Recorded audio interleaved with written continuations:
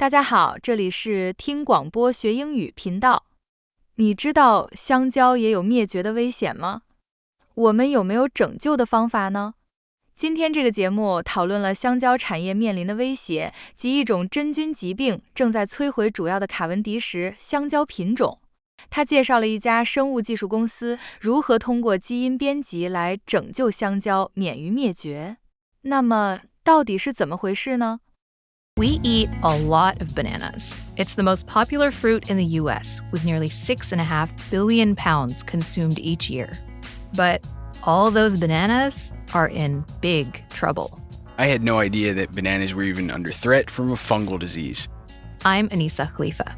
This week on The Broadside, what a biotech company in North Carolina is doing to save the fruit from extinction.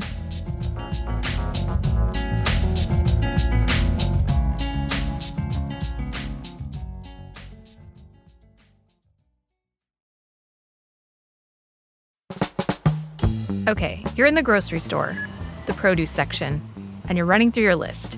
Let me get one orange. Actually, I need a lemon as well. I'll get it. You want to add some apples to the cart, but which kind? You want a Honeycrisp? Sure. Okay, great. And then, toward the back, you see a wave of yellow, or maybe green, the bananas. Oh, can you grab 2 bunches of those? But unlike those apples, there's really only one kind of banana to choose from. Sure, you might spot some plantains nearby, but those bright yellow bananas found on the shelf and in your pantry, they're all the same variety.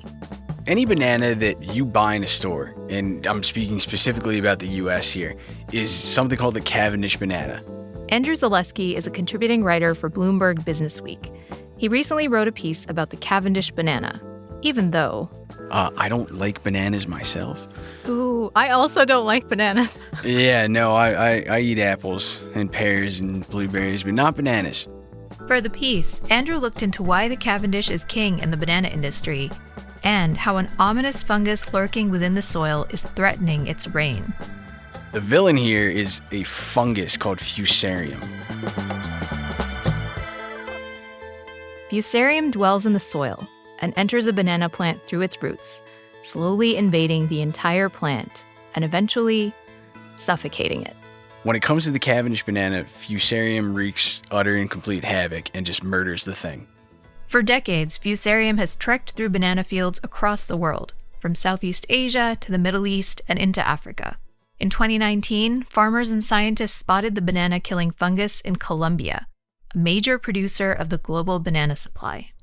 Latin America is where the majority of Cavendish bananas for export are grown, and Cavendish bananas make up 99% of global banana exports. The specific strain of Fusarium that's wreaking havoc on the Cavendish is called Tropical Race 4, or TR4. The scary thing is, there's no remedy to naturally get rid of it. And then you don't have any bananas because the plant has been wiped out. But the Cavendish isn't going out without a fight. In Durham, North Carolina, a group of scientists are working to strengthen the plant against TR4. So I'm standing in an office park in the middle of RTP, surrounded by banana plants, which it's wild to think that there's somewhere in North Carolina growing bananas, because this is not the climate for it at all. That's correct.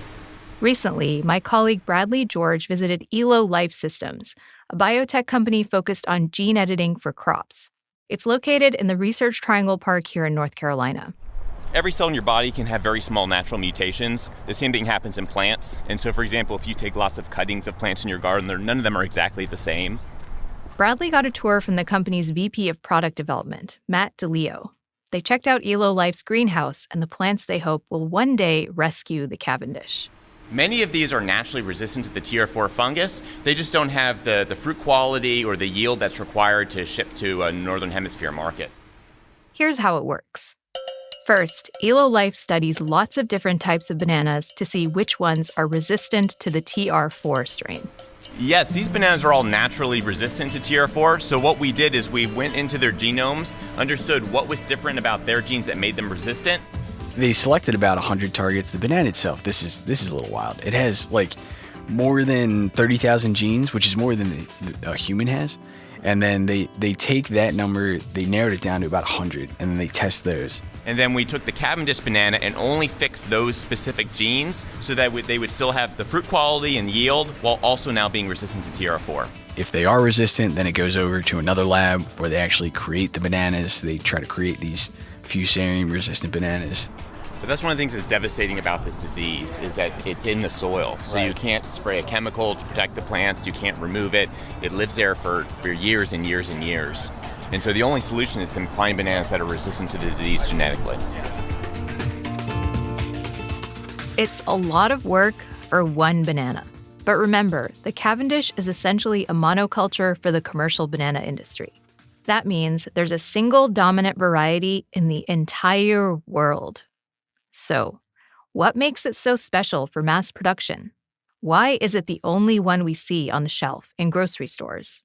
The Cavendish banana, it's hardy, it travels well, it doesn't ripen too quickly, so by the time it reaches its destination, it's not gross.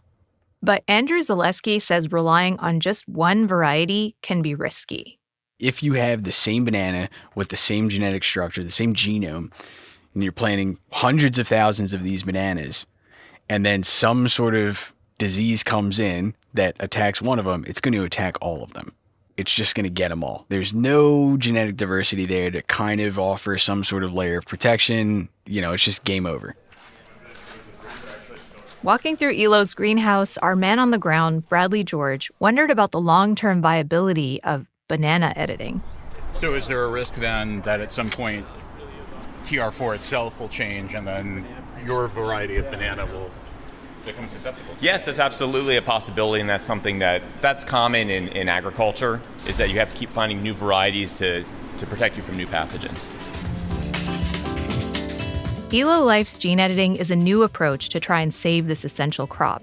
It's a method scientists and farmers didn't have access to the first time the banana faced extinction. So, Andrew, this isn't the first time the banana has been faced with total annihilation. When else did we see the rise and fall of a specific type of banana? The backstory of bananas is interesting unto itself. There's a great writer, and I apologize, Dan, if you listen to this and I mispronounce your last name, Dan Koppel. He wrote a great book called Banana, the Fate of the Fruit That Changed the World. And in that book, he talks about how the banana trade in the U.S. even started out. So it starts out this seafaring captain coming back from Jamaica in 1870. He brings over all these bunches of banana called the Gros Michel, or Big Mike, basically. And Gros Michel was the banana in the U.S. And according to people who have tasted it before, it's sweeter, it's better. Someone had told me, one of the scientists that I interviewed the story actually told me, if you have banana flavoring, it's Gros Michel flavoring. It's not Cavendish flavoring because the Gros Michel is sweeter. Huh. But anyway, this is the banana that Standard Fruit, which is today Dole, and United Fruit, now Chiquita, were planting in Latin America late 1800s, early 1900s.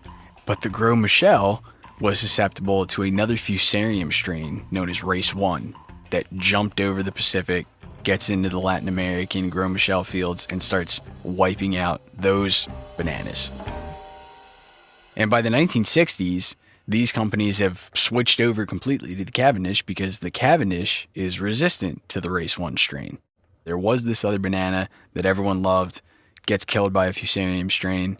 They switch over to the Cavendish, and now, like a broken record, we're sort of repeating the process. Okay, so we see the Gros Michel die out in the 1960s. Let's jump about 20 years later to the 1980s, back to Durham, North Carolina. That's when something pretty historic in food science happened in the same building where Elo Life is located, right? Yeah, so Elo's labs are actually located in the same building where Mary Dell Chilton did her work. And Chilton, in the early 80s, she created the first genetically modified crop. She inserted a yeast gene into a tobacco plant and then spent decades at a company called Syngenta. And, Syngenta was the company that was first to commercialize BT corn that's been genetically modified to basically express this protein that will kill larvae of corn borers. So, yeah, I mean, it is kind of interesting how that is the place where Elo is doing this work, and she's the leader in bioengineered crops. She's the person who did it first. Andrew, you and I both are not fans of bananas. I know there are plenty of people out there who do like them. But for the people who don't have bananas in their pantry, How does this story still affect them? More often than not, these sort of genetic modification approaches, they could be applied to other things. People get scared of hearing genetically modified in any context. All it means is you're manipulating a gene. You're trying to give some sort of resistance to a plant. No one's putting anything inside of you. You're not going to be sick from eating this banana. If you know how to do it in this one fruit, there's always the possibility that some fruit in the future that millions of people rely on becomes susceptible to some other bacteria. The other thing is we sort of take Cavendish bananas for granted in the U.S. Down in South America, it is a subsistence food. People grow this also because they need food. If all of the Cavendish die, that's kind of a bigger problem than just, being able to walk into your local Wegmans and go, oh, no bananas anymore. All right, I guess it's time to eat a pear. So it does matter. It matters outside of just the general context of people in America who like bananas want to go get some on a Saturday morning, say. Don't despair. If you love bananas, if you are not like me and you like bananas, don't worry. They'll be around. There's lots of good work happening. Lots of smart scientists hacking the problem, so to speak. It's such an important part of people's lives. It's affordable. It's in, every grocery store and convenience store you go to. Mm-hmm. And, there will be a time where they won't be there anymore if, a group like ours isn't able to create a resistant variety.